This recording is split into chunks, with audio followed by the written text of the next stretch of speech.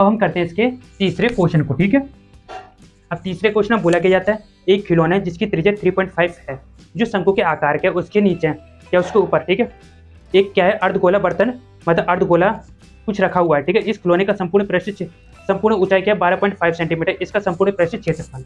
पहले मैं आपको आकृति करके दिखाता हूँ। ठीक है, ये हमारा क्या है शंकु है। ठीक है, ये कुछ रखा हुआ है। ठीक है, इसकी जो पूरी हाइट है वो कितनी है भाई, हाँ 15.5 है। इसकी जो त्रिज्या है वो हमारे 3.5 है। ठीक है, तो यहाँ पर हम पहले लिखेंगे, ठीक है, क्या लिख सकते हैं खिलौने। ठीक है, खिलौने की त्रिज्या, तो यहाँ पे खिलौने की त्रिज्या सिंपल हमारे पास त्रिज्या कितनी 3.5। ठीक है, यहाँ पे लिख सकते हैं शंकुकार। ठीक है, शंकुकार। ठीक है, तो यहाँ पर हम शंकुकार नहीं लिखते, कुछ और लिखते हैं। क्या लिखते हैं, शंकु के आकार।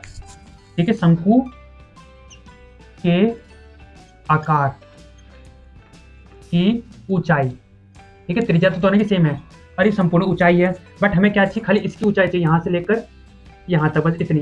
तो आपको पता होगा हमें संपूर्ण ऊंचाई से इसको अगर हम माइनस कर देते हैं, ठीक है, क्या कर देते हैं, माइनस कर देते हैं, हमें ये वाली ऊंचाई मिल जाती है। ठीक है, तो हम इसको माइनस करते क्या मिल गया, ये हमारे पास ऊंचाई मिल गई। ठीक है, 12 सेंटीमीटर लिख देते हैं। ठीक है, पॉइंट तो हट गया ना।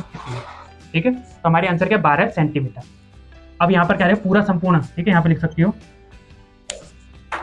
संपूर्ण, क्योंकि अब हम क्या दिखा रहे हैं संपूर्ण। ठीक है, संपूर्ण खिलौने का क्षेत्रफल। तो संपूर्ण खिलौने का क्या लिखा रहेंगे, क्षेत्रफल लिखा रहेंगे।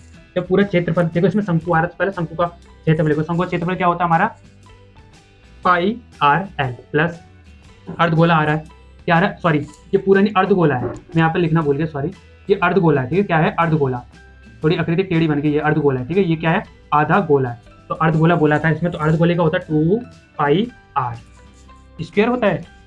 ठीक है, 2πr स्क्वायर भी होता है। ठीक है, क्योंकि थोड़े मोड़े फॉर्मूले मुझे याद है तो मैं नीचे देख लेता हूँ। ठीक है, तो बट आपको मैंने पूरे फॉर्मूले करा रखे, अर्धगोले का फॉर्मूला आपको पता ही है। अब बट यहाँ पर क्या आ रखी है आर, तो आपको पता है मैंने आर लिखाना पहले सिखा दिया था, फिर भी अगर नहीं आता तो मैं बता देता हूँ आर कैसे लिखाते हैं। तो आर को लिखाने का फॉर्मूला है एच स्क्वायर आर स्क्वायर। तो एच हमारी कितनी हाइट, तो हाइट कितनी, हाइट तो हमारे पास 12 है। ठीक है, और इसका 3.5 है, 144 आ गया, और इसका क्या आएगा 3, 5 क्या हो गया 25। ठीक है, और 3 के बाद क्या आता है 4, और 4 को 3 से करोगे तो 12। समझ में आया, कुछ नहीं समझ में आया। 5 को अगर 5 से गुणा करो तो कितना बनेगा 25 पॉइंट लगाओ, 3 है, 3 के बाद क्या आता है 4, और 4 को 3 से गुणा करो कितना 12, तो हमारे स्क्वायर आगे 35 स्क्वायर क्या बना 12.25। इसको फिर जोड़ दो, पहले पॉइंट लगाओ 25 को, तो ऐसे लिख दो। ठीक है, 4 और 2 6, 4 और 1 5 और 1। ठीक है, अब आप बोलेगा भाई राम इतना बड़ा क्या लिखा स्क्वायर, कोई नहीं, ठीक है, बहुत आसान है। ठीक है,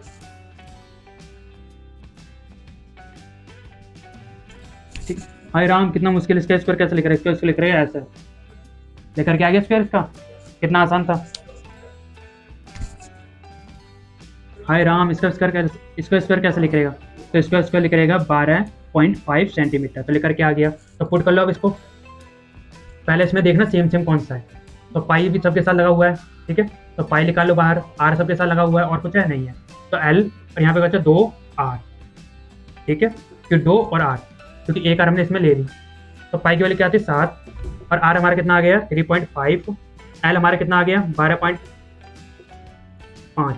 ठीक है, 12.5 प्लस 2 गुणा में 3.5। ठीक है, करो भाई, इसको काट दे 0.5 बन गया, और इसको गुणा करेंगे तो 110 आ गया, 0.0 आ गया, और इसको करेंगे तो पहले 12.5 को लिख दो प्लस 7 लिख दो, 1.0 करो इसको भैया, कितना आएगा, जोड़ना है। ठीक है, अब इसको बड़ा ये हटा देते हैं। ठीक है, जो पॉइंट के बाद 0 हो तो कोई नहीं, अब इसको गुणा करने में बड़ा मजा आता है। 5 को 5 लिख दो, लिख दिया। 9 और 7 कितने होते हैं, बोलो 9 और 7 कितने होते हैं, 9 7 14, 14 और 1 हाथ से रखना अपने हाथ में। ठीक है, आगे चढ़ेंगे, फिर इनको जोड़ो, 9 और 1 कितने होते हैं 10, 10 और 1 11।